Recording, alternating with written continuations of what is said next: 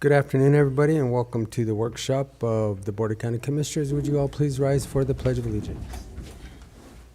I pledge allegiance to the flag of the United States of America and to the republic for which it stands, one nation, under God, indivisible, with liberty and justice for all.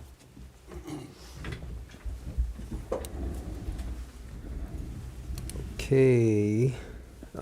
First up, we have a discussion as it's regarding a battle grant submission form. With that,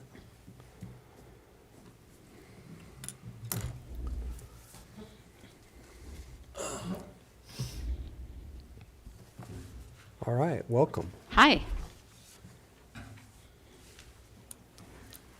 So go ahead and then we'll jump right straight into questions. Okay. I apologize, I didn't write this grant. I just found out about an hour ago that I was presenting, so I did go over it. Jeff Copeland wrote the grant. He's our patrol lieutenant at the office. This battle grant is through CAPPA funding, which assists with auto theft. So this grant is for 12 operations in conjunction with Durango. 1 month we go there for an operation, 1 month they come here for an operation for auto theft. Auto thefts and recoveries is what it amounts to. So the $12,000, $457 covers overtime for 2 detectives and a data analyst for those 12 operations. Okay. So I actually have some questions. Okay. So actually, as we got this in our packets and we read through it, some of the things that stick out in my mind, and again, I know you didn't write it, so if you can't answer the questions, then I understand that. Okay. So the activities that are taking place, is that just through the Sheriff's Department and the Colorado State Patrol, the way this is the way it's written, is that specifically who it's for? Let's see, I'm not sure. I know, I think we do some things with Durango, possibly their PD is, I know in here it says, let me see, does it state anything? Because it's to promote a multi-agency and multi-jurisdictional operation. So who? Okay, it says, using battle operations, MCSO works directly with Durango PD and the Colorado State Patrol in terms of sharing information. And so I think that's who we work with when we do the operations. Okay. And then your PIO officer, it says that the individual must be other than the project director and must be from the applicant agency, and you have the sheriff listed in both of those, which I don't think that's, and again, Rob, if that's not correct, I don't know, it has to be 2 different people. Let me see. That's on page 5.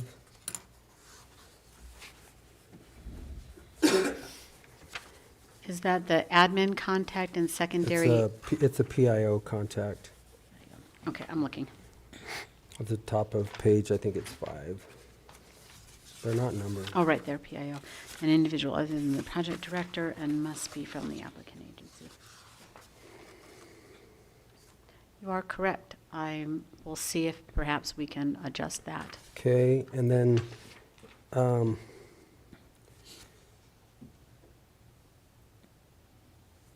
so on the next page, I guess would be page 6. I this is what I struggle with is the very last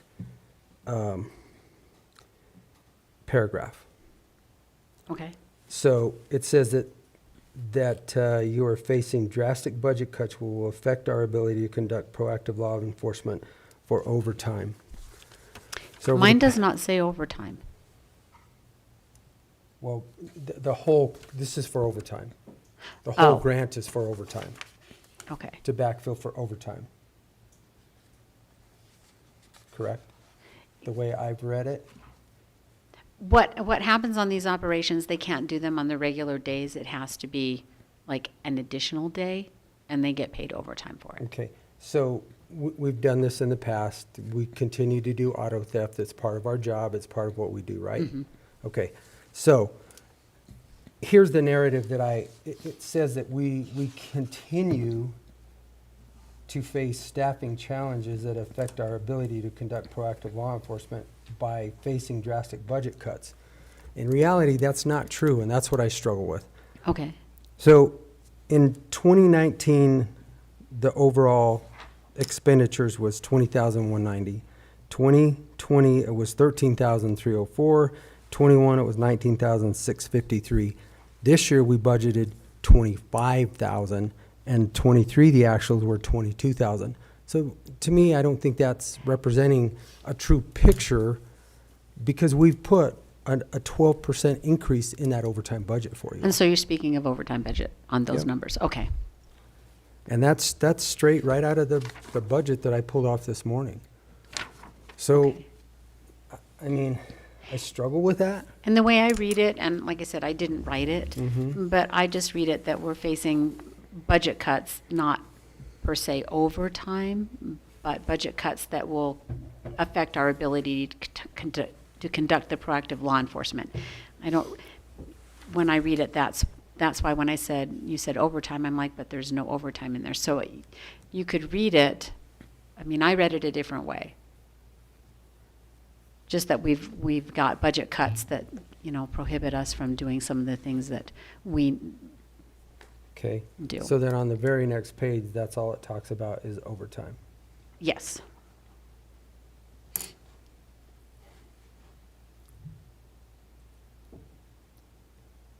The next page is So the it's overtime addressing- request. Right, it's addressing just overtime. Anyway, those are the questions, and I'm not sure that you can really answer those, other than the narrative of that we have cut the budget to the point to where you're not being able to function, where in reality, we've increased it by a little over 12% In the overtime budget. in the overtime budget. Yes. So I fail.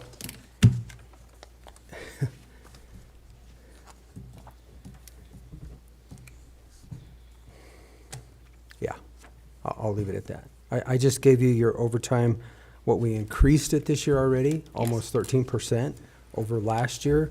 And we've looked at the last period of the history of 4 years and have never spent what we allocated anyway. Okay. So why are we trying to get a grant here that we already have enough to do what we're doing with? And again, I apologize, Wanda, because I know you didn't write it, so you don't have a lot of the information in that. I So don't. you're I reading know the it's. same thing that I read. Hmm? So you're reading the Yes. same thing that I read. I'm reading, except I didn't read into it that it was overtime specific on that part of it. That just, perhaps it was just the overall budget is what I was seeing. But I didn't write it, so I don't know. And I know that we've gotten the battle grants previously to assist with these operations. And the reason I think that they try to get them, and like I said, I didn't write this. However, I think it does help to alleviate some of the overtime that we do so that it's not as cost prohibitive to the county as well. Because the less, if we Sure. use it for this, But then it we've lessens also- the budget drain on the county. So it's actually a good thing. And perhaps and I don't know if you would rather that be reworded.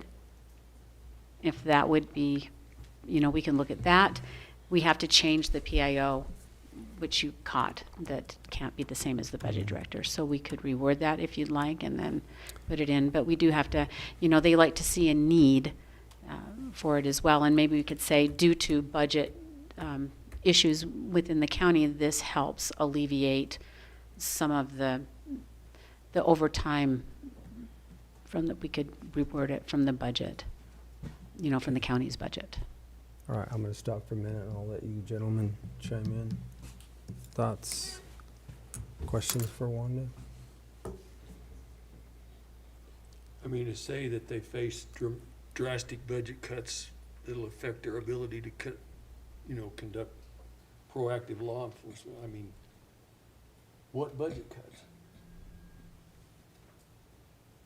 Well, the budget cuts, I mean, and I The don't, overall, I don't know if I want to get into this, but yeah. The one remark that I would make, and I mean, certainly you never want to misrepresent something on a grant, but when you're writing a grant, you always want to show need. Yes. to show need is one thing, but this, in my opinion, the way it's written is misrepresented. And that's what I struggle with, is the narrative that we keep getting hit up here is the significant budget cuts, when in reality, we haven't cut that budget. As a matter of fact, we've increased it by 1.267%. That's an increase, not a decrease. On the So- overtime, yes. Yeah, so I question who's writing these grants and why they're saying, why this narrative is put in there to show need one thing or another. But then we're not taking grants and contracts that should be displayed here today by the office. So I struggle with that. Okay. I struggle significantly with that. When we've given back or not been represented to take what was contracts that were already for us. So We're I know we picking on the messenger. It's and I'm okay. not trying to pick on you at all. I understand. It's This is okay. not by any means, it has nothing to do personally. And I know you're reading it just like I read it, Mm-hmm. but So what I'm asking is, since you have an issue with that, if it was rewritten in that area, and then we change the PIO to someone who is not the project director, would that be amenable?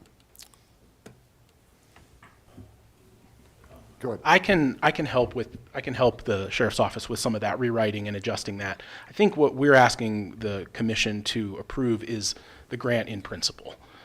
Just the idea of this grant.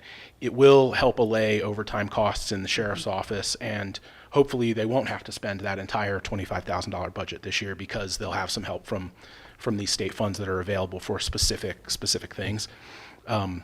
I do recognize the issues you're saying, and I'm happy to work with them to help rewrite that to make it work. But that's what I'm asking for you guys to approve it in principle, and we'll make those adjustments in the actual grant that's submitted. And, I mean, as long as I've been here, we've never denied the sheriff's office anything.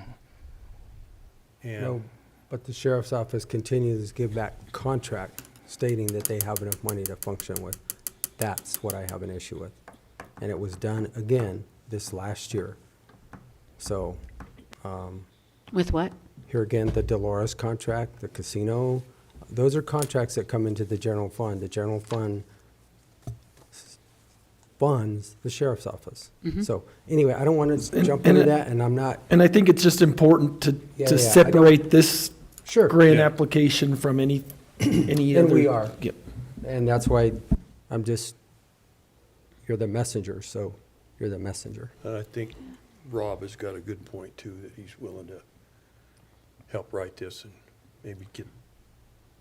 Kind of in our department head meeting, which you guys did have a representative here this morning, hopefully that will get taken back to your department and the process that needs to be followed appropriately and properly so that we don't have these issues going forward.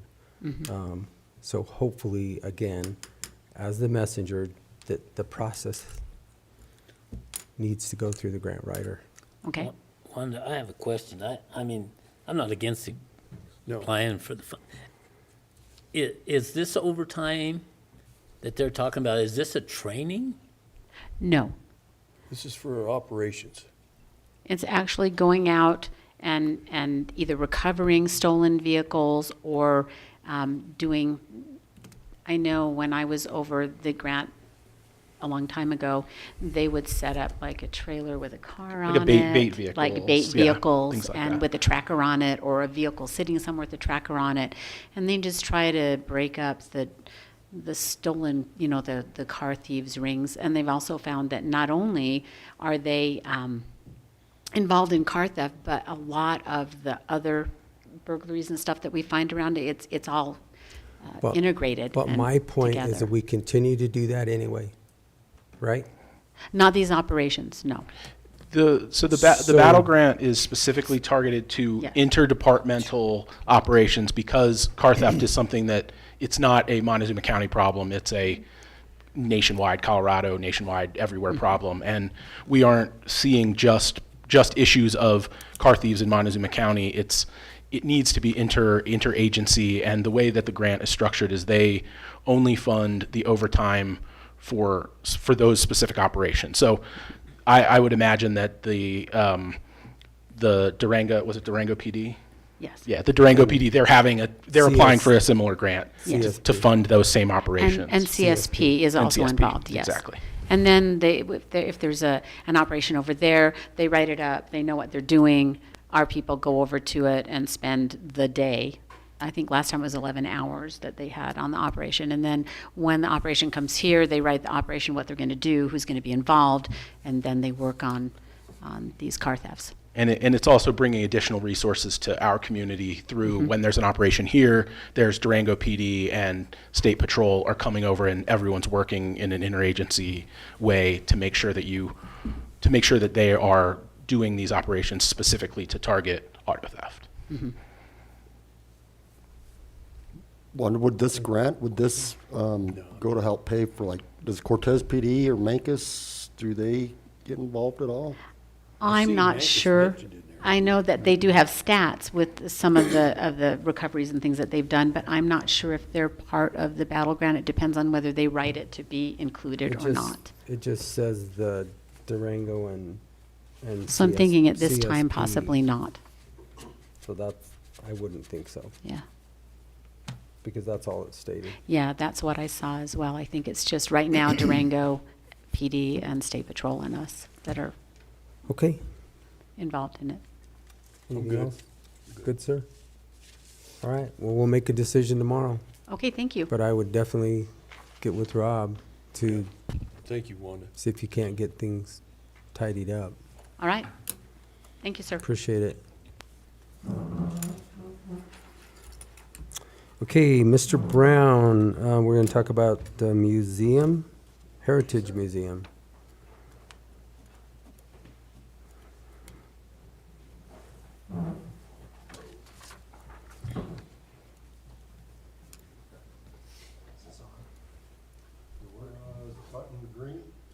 Yep, there you go. Now we got it. So I'm also here to kind of also give the county commissioners an update on the museum because it's been a while since I've done so. I'd like to thank again the Board of Commissioners for their strong support and their help in keeping the museum open. That's very much appreciated. What's been accomplished so far, the museum has hired a full-time director as of January 2nd. I did apply and I was selected, so I'm now the full-time executive director, which is a lot of stress relieved from me. We have gone out and seeked grants from the Lore Foundation, which would allow us to build a youth exhibit as well as a Latino exhibit, as the way it was written in the grant. So we were able to get all the artifacts from the Cortez Culture Center, all the beaded Ute artifacts that were there. And now we're in the process of combining them and designing a Ute exhibit with the help of the Utes. The military exhibit was dedicated on November 11th. We had 105 people show up. It was really neat to see everybody there. Some of the veterans there. That was really special. The other aspect of too that I've been doing in my free time as it is to find books in our archives that I think is special value to Montezuma County history. So one was the edible plants by the Ute Mountain Ute peoples. Had a beautiful watercolor drawings with the Ute name in there. So we're able to republish that. The other one, which is just hot off the press, this is the test copy. If you would like to see it, I can pass it around if you want to.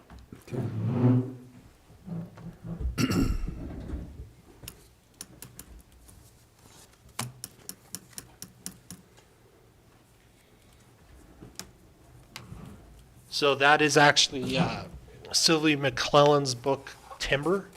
And I contacted her and Ginger, McClellan's Swoop. Swope. Yeah.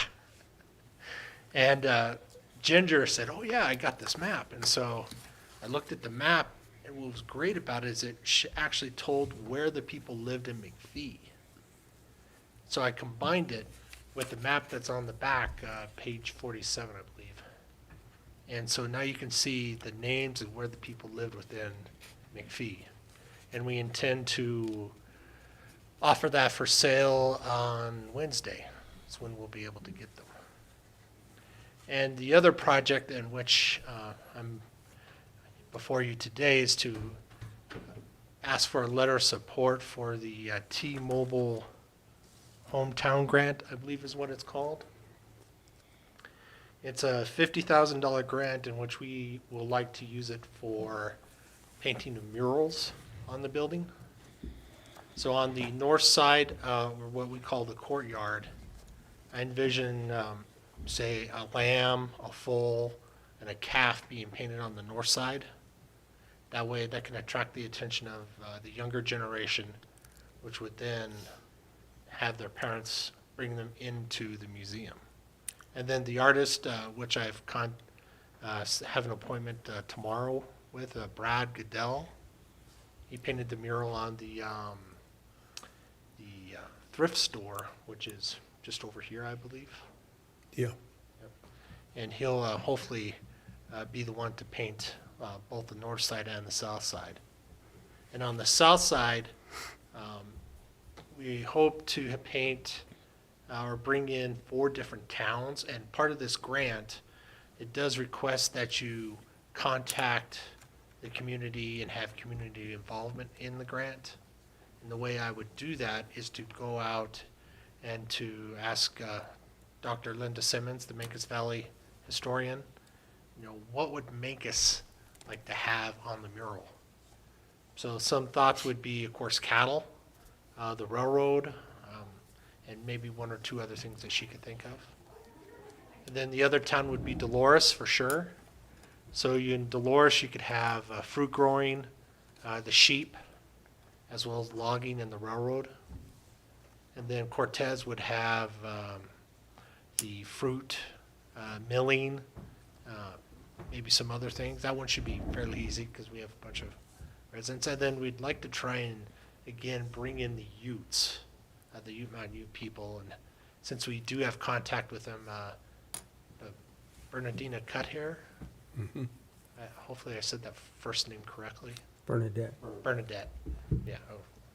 She's the one we've been contacting with the Utes about what they would like to see in the Ute exhibit. So that's how I would bring in the community to do this. There is a timeline of 12 months to complete this grant. So if successful with the application, then I'd hopefully Brad could start it in May.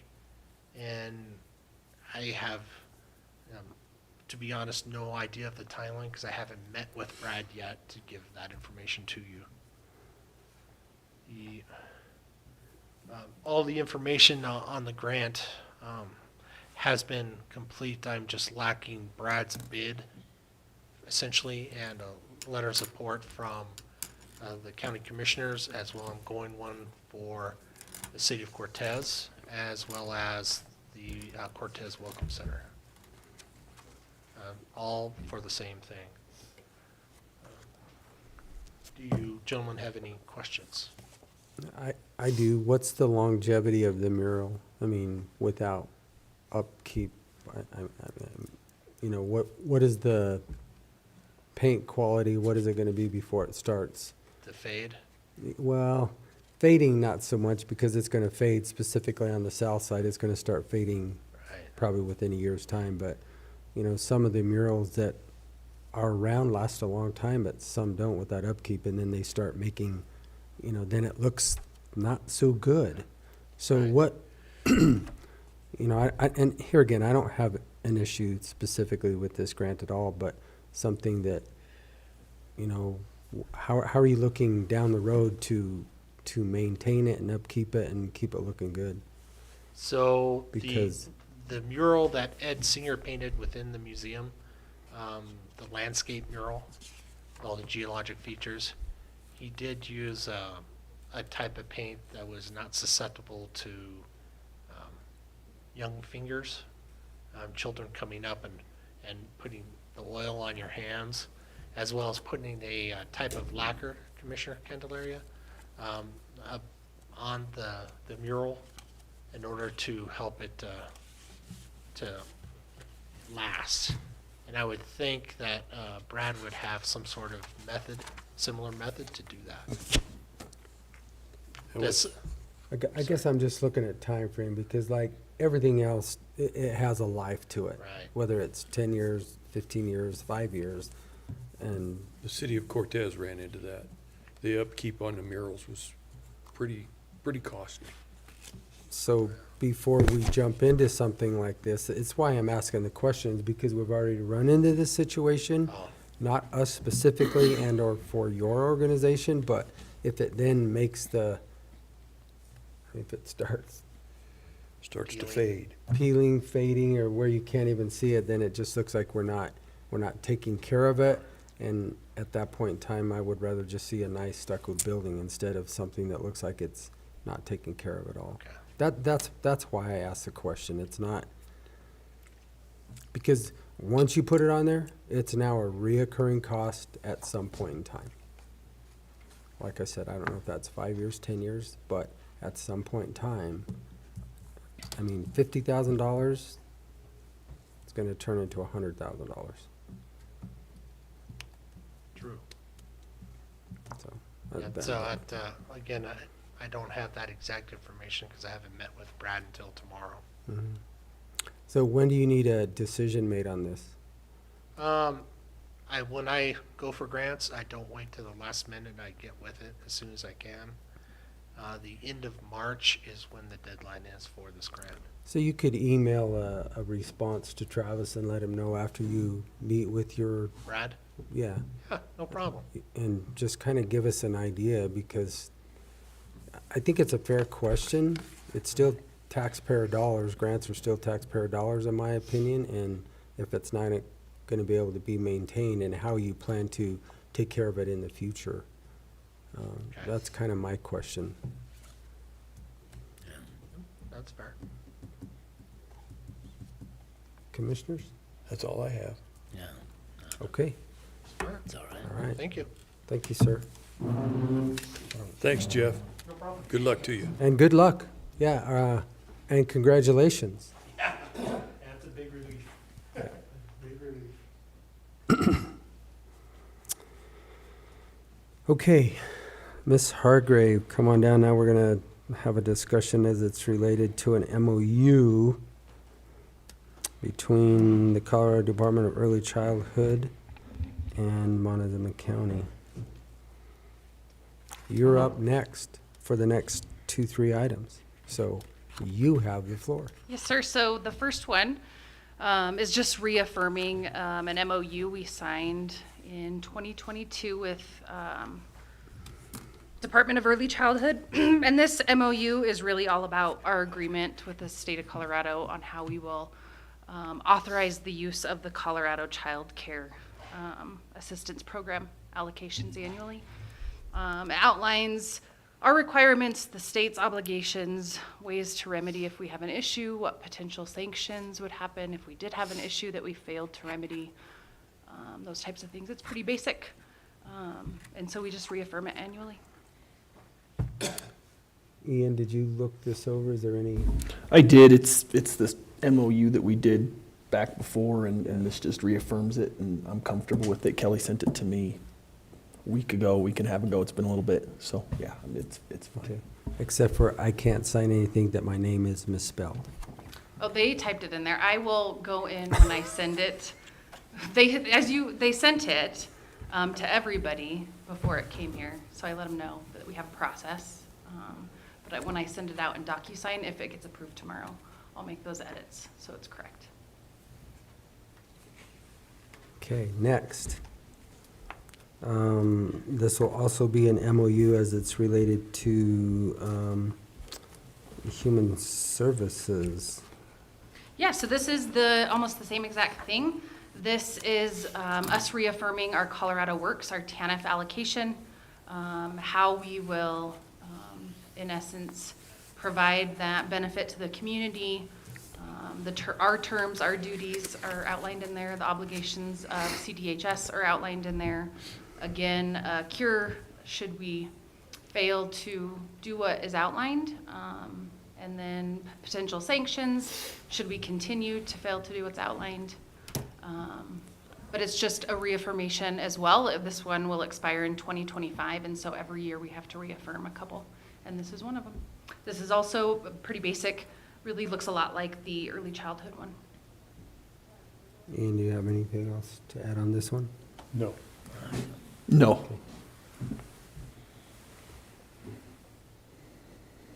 Commissioner? Okay. I don't.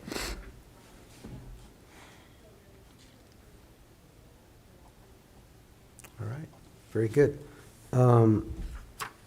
Then you also have a merit pay system discussion next.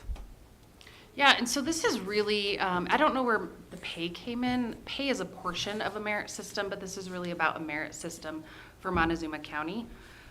So this is the annual attestation that we are supposed to authorize every year as a department, as a county.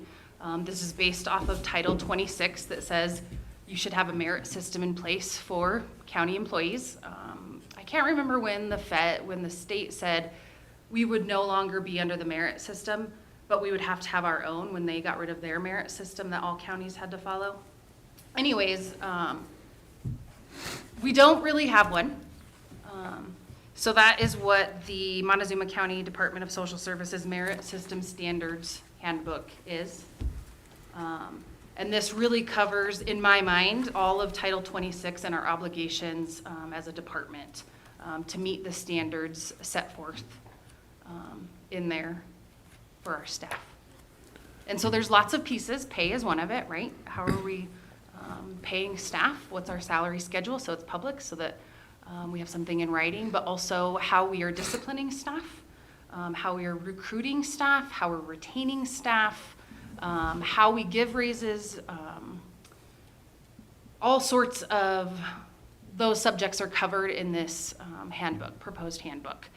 So it outlines how and what we're doing. We haven't had it before, which leaves lots of wiggle room, but also the state comes in and evaluates our merit system. And so it's important to have these pieces. So I looked at this. This is one of those documents that is required by statute.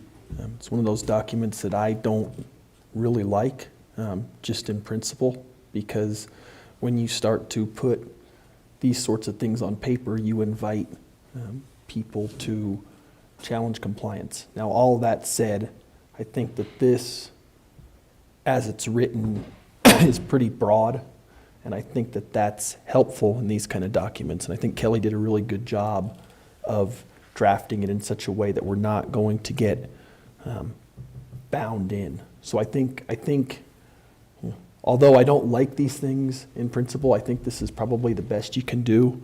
Obviously, if you're going to have a merit system, it contemplates wage increases, and I think it's vital to understand, and I think it is set out in here under the merit wage increase. The Board of County Commissioners shall approve merit increase amounts annually as part of the budget adoption process. Wage increases may be suspended due to fiscal constraints.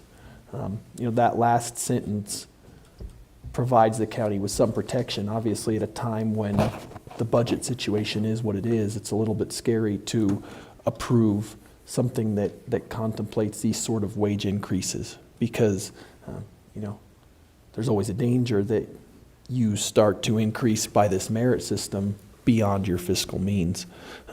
That's what that sentence is for. I think I'm glad it's there. I think it's necessary to have that there. It is what it is. It's when you've got these sort of wage increases contemplated at a time when there's such budgetary constraint and budgetary struggle, it's not ideal, because you set up a situation where you're going to have employees coming in and saying, hey, under this merit system, I've been approved for an increase, and Kelli, ultimately, you're going to have to come before this board and say, well, I've got all these employees that are looking for an increase, and you guys are going to have to say, well, sorry, we don't have the money. And so it runs the risk of setting up a false expectation for employees.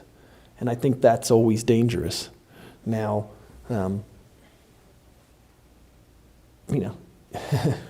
it's tricky because, you could pull that whole piece out and put, a sentence about, due to budgetary constraints, no raises will be guaranteed. But you also want to provide some incentive for employees to do good work. So it's a balancing act. And I think overall this thing hopefully provides that balance with that sentence. But, I think we would be remiss to expect that there aren't going to be some issues coming out of this, especially if we get into a situation where we can't provide these increases as contemplated by this system. And I think there's a good chance that we won't be able to. We've given raises over the years. We continue to give raises over the years. But raises are far from guaranteed, as we've seen. Correct. And so that's my hesitation. I think overall it's very good.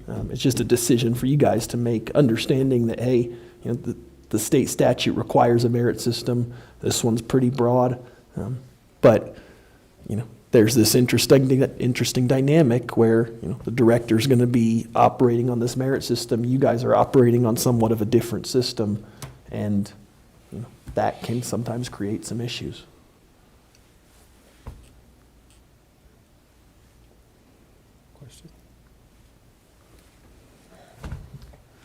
I think it's hard to be tied into things. I think a priority for the department should be figuring out ways to retain staff long-term.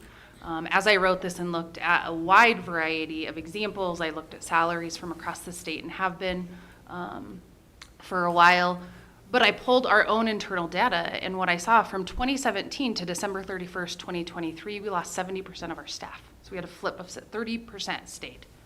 That's significant. When I came on, there have been staff that have not received a wage increase for a long time. So it is a balance, and I see both sides, and it could be really difficult, and it can be helpful. I think the other really crucial piece within this is the evaluations and the form that I sent you for that evaluation, which is a new tool and a new model to really review the work that is being done. The tool that we're required to use right now is very generic. It is done by supervisors with the employee. They rate themselves, and then they come together and say, hey, did you like it? Yep, great, we agree, the end. It has no meaning, has no value. Both staff and supervisors complain because it doesn't have any meaning or value. I think this is a better way to set a stage and set standards for staff to perform in meaningful ways that align with each individual job description. Or have their performance modified based on their job description and their evaluation. And I guess, commissioners, one piece of language you can consider, and I see advantages and disadvantages to both, but at the sentence that says wage increases may be suspended due to fiscal constraints, you could say, and are subject to approval by the county commissioners. I think it's in there, but it may just give staff that that final heads up that, hey, you know, any wage increase that we're given is gonna come before this board during budget time. Now, there's advantages to that, in that you guys are ultimately responsible for the budget. There's disadvantages to that, in that, you know, to a point, you don't want to be micromanaging a department. And so, you know, it's a balancing act. It's not necessarily bad the way it's written. You guys just have to make the decision and think about, you know, how this is going to work in real life, and, you know, the advantages of having it this way versus the advantages of putting in language that gives you ultimate discretion. I don't know what the right answer is. When we look at the merit wage increases on page 7, it says the Board of County Commissioners shall approve merit increase amounts annually as Yep. part of the budget adoption process. Yep. So it's pretty explicit, and that they may be suspended due to fiscal constraints. Yep. And I think that covers it. Yeah, I mean, I I think so. just, you know, You know, again, I think it's gonna create trouble if you run into a situation where, you know, wages start increasing and there's not enough money to support that, but you know what, like, there's gonna be trouble across the board in that situation, so. This won't I be mean, the only that's, you know what I'm saying, like, Yeah. I mean, maybe, you know, it's just one of those things. Well- But I think it is helpful to have some kind of guidelines for employees to look at and say, okay, this is, and I think that's good. And I think, Kelly, you did a really good job of drafting this in such a way that it's broad enough to provide some leeway, but specific enough to provide some guidance to employees. okay. I realize it's a statute, I'm just not a super big fan of evaluation because they're too subjective. Yeah. And trust me, I've done a ton of them, and I never didn't even like doing them. And so, It's subjective, but here again, by statute, if it's what we have to do, we kind of, well, it's always interesting with these statutes. I mean, you know, you can be very, very brief. I mean, you can make a 3-sentence merit system, and ultimately, you know, there's probably not going to be a consequence in that. Now, whether that merit system you develop is of any assistance to employees, well, it's not going to be. And so, you know, again, I hate these sort of documents in principle, you know, but if we have a director saying, hey, you know, the employees are looking for some of this guidance, I mean, I think this is as good as you're going to get. yeah. So.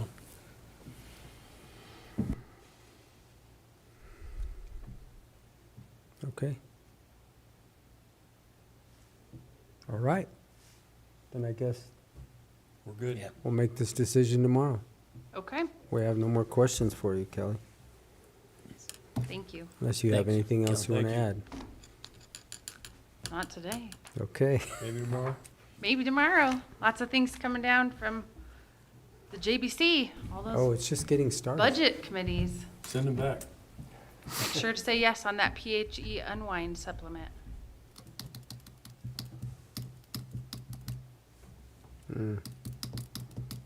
Okay. It's helpful. We want HICPUF to keep footing that bill. But, nope, nothing else. Thanks Okay. for your work on this. Thank you, Yeah, Kelly. thanks. Appreciate it. Appreciate it. All right. Now the room is empty, so it comes down to the last one, just a conversation for us gentlemen on our PSST as far as a rate.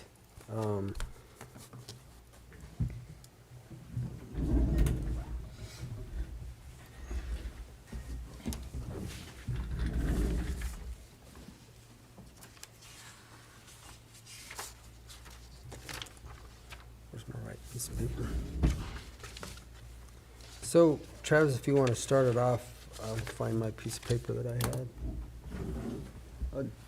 Yeah, I thought it was in the budget book, but, basically what we're looking at is, deciding on a rate. And, we come up with some figures, based upon, I believe it's a 1.2, 1.4, and a 1.6 of potential anticipated revenues that would go towards the public, safety at the sheriff's office and the jail. Then we'd also had some discussion about the LEA mill reduction. So if you, I don't have the numbers in front of me, I Commissioner. do, I found them. So with what I had told you guys last time at the 1.2, it, based on the generation of the MCHD sales tax for 2023, it would produce around 6.4 million at 1.2. 1.4 around 7.5 and 1.6 around 8.6. So then the conversation came in also to Commissioner, as you said, you know, we should be able to give back to the property tax for the mills that we currently have, which is in the LEA fund, and we just approved this last meeting, which is at 1.46%. So if we can talk about what kind of a reduction we want to do there. If we want to do a full reduction, we cut it in half to begin with,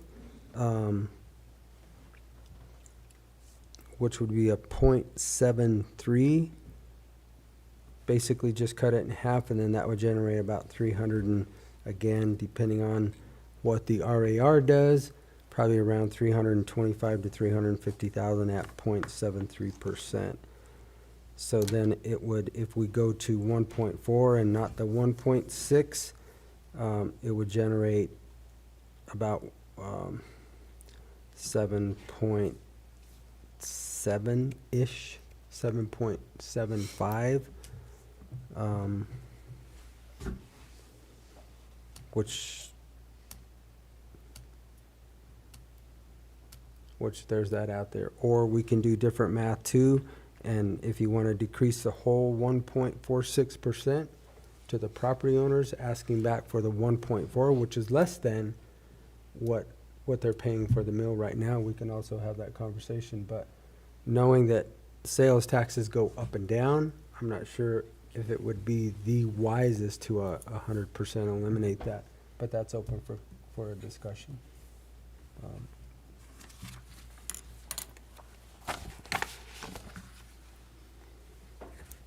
Thoughts?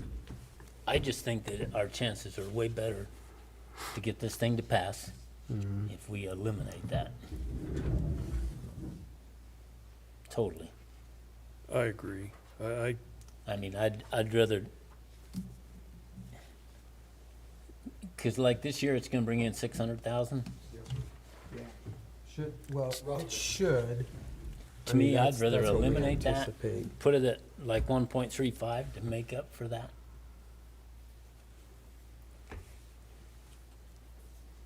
I think our chances of getting it passed are way better if we're giving them back something for what we're taking, for what we're getting for that, through the sales tax. Take that off of the property tax. I mean, So- I thought about that a lot before I ever mentioned that to you Yeah. guys. That I just think it would be a good strategy for us as far as trying to get this thing to pass and for the future of Montezuma County, period. Okay, so you're 100% elimination 100% of the elimination. 1.46. and Put it LEA. at 1.35. Which would I'm be, not sure 1.35 would get us to where we need to be, though. it would get about, would be about on 7. Just at 1.4 would be about, like I said, 7.75. 7.5. I don't know. I mean, I'm just throwing that out there. Yeah. I'm just throwing a number out there. You guys, Yeah, I agree with Gerald on eliminating the LEA. If we go to 1.4, that makes the overall sales tax rate in Cortez at 8.75. Well, that would be the total. That would be the total Everything. tax rate. And I Staying- don't know, yeah, that's the whole 2.9. package. Okay. What'd you say? 1.4, it brings it to 8.75. And I don't know what the city of Dolores and Mancus do. So I can't calculate that. But it's still below the tax rate of the state and the city. I mean, the state gets, what, 2.9. 2.9, and the city gets 328? 3 something, 335. 335. That sounds better. 335? That sounds right. But don't hold me to that. 2.9 for the state. Yeah. Right now, currently, without ours, it's 7.35.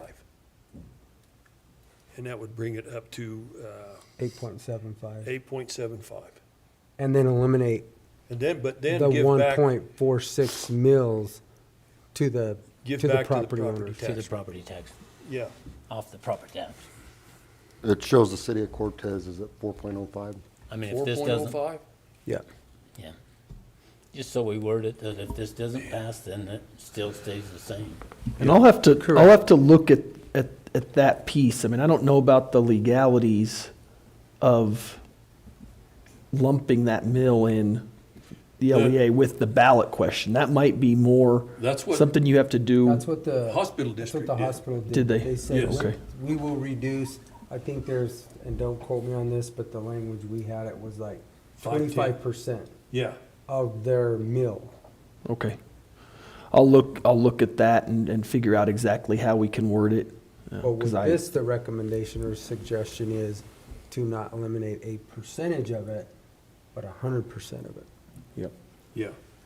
I mean, calculating half of that and, 50% here, maybe it just takes I think it it'll off the just table. confuse Yeah. people, confuse things. Yes. If we just tell people, we're gonna eliminate this off your Yeah. property taxes, we're gonna put this in for law enforcement, I mean, for the jail and the sheriff's department.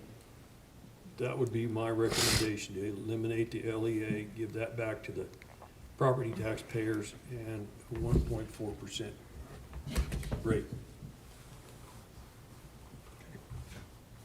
Okay. That's just that's You wanna me. go with 1.4? Yeah. It takes that half a If we're percent. gonna give it all back, I would say we kind of really need to be there, because then, Okay. with the increasing costs that we're looking at, I mean, we're probably gonna need all of that, because, it basically would just put us up to what we're funding right now today. Yeah, would break us pretty close to where we're at. But takes the pressure up, a little bit of pressure off the property Of the tax. property tax people, which I agree with. I think They've been carrying this we've been load for a carrying long the time. entire load for forever. And this way we can distribute it amongst everybody and then give back the relief, which is, the property owner doesn't have to pay for it all. And, it helps us fund our services that are impacted by other people that come in here that don't live here. I mean, look at the people we get at Mesa Verde National Park every summer. I mean, a lot of people, we host a lot of folks here, year-round.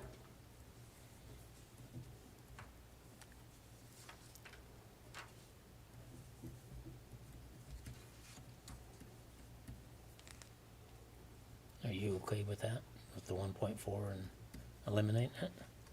Yeah, because I think then that, like I said, with 1.2 in the LEA, it's about 7.2. If we eliminate all the LEA and we stay at the 1.4, which again, that gives back to the property owners, which is what really we're trying to do, and spread this out a little bit.